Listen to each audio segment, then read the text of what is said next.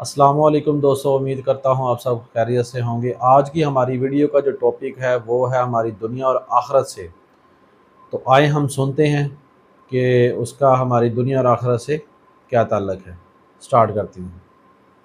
فجر کی نماز کے بعد سورہ یاسین پڑھیں، مغرب کی نماز کے بعد سورۃ الواقعہ پڑھیں، عشاء کے بعد سورۃ الملک پڑھیں اور جمعہ کے روز سورہ کاف پڑھیں۔ اس کے فوائد کیا ہیں؟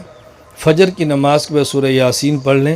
حدیث پاک میں ہے کہ جو شخص دن کے شروع میں سورہ یاسین پڑھتا ہے اس کی دن کی ضرورتیں پوری ہو جاتی ہیں، اللہ پوری سبحان فرما اللہ، دیتے ہیں۔ سبحان اللہ۔ مغرب کے بعد سورۃ الواقعہ پڑھے، کیوں؟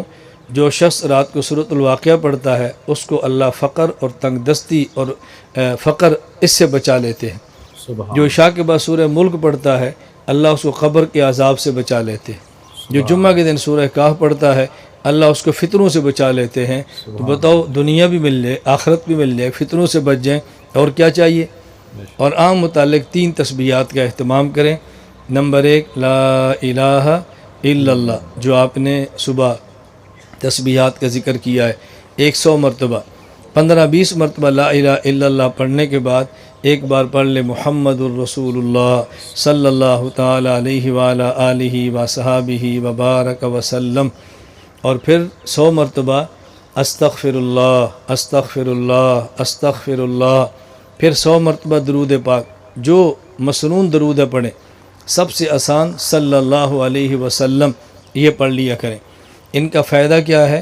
جب پہلا کلمہ پڑھا تو یوں سمجھے ایمان کا محل تعمیر ہو گیا ہے، اور استغفار کے ساتھ یوں سمجھیں کہ جب عمارت بنتی ہے تو ریگمار سے اس کی صفائی کرتے ہیں، صفائی ہوگی، اور جب درود پاک پڑھا تو ریگمار سے صفائی کرنے کے بعد تو پھر رنگ روغن ہوتا ہے، درود پاک سے رنگ روغن ہو گیا، ایمان کا محل انشاءاللہ چمک جائے گا۔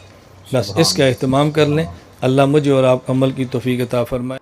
ماشاءاللہ ماشاءاللہ دوستو، جیسا کہ آپ نے سنا ہے، مولانا صاحب نے جو ہمیں بتایا ہے کہ قرآن پاک کی تلاوت اور ذکر و اذکار اور اللہ تعالیٰ سے استغفار کرنا ہماری دنیا اور آخرت دونوں کے لیے بہت زیادہ فائدہ مند ہے۔ اللہ تعالیٰ ہمیں دین سمجھنے اور سمجھ کر اس پر عمل کرنے کی توفیق عطا فرمائے۔ دعاؤں میں یاد رکھیے گا۔ اوکے، اللہ حافظ۔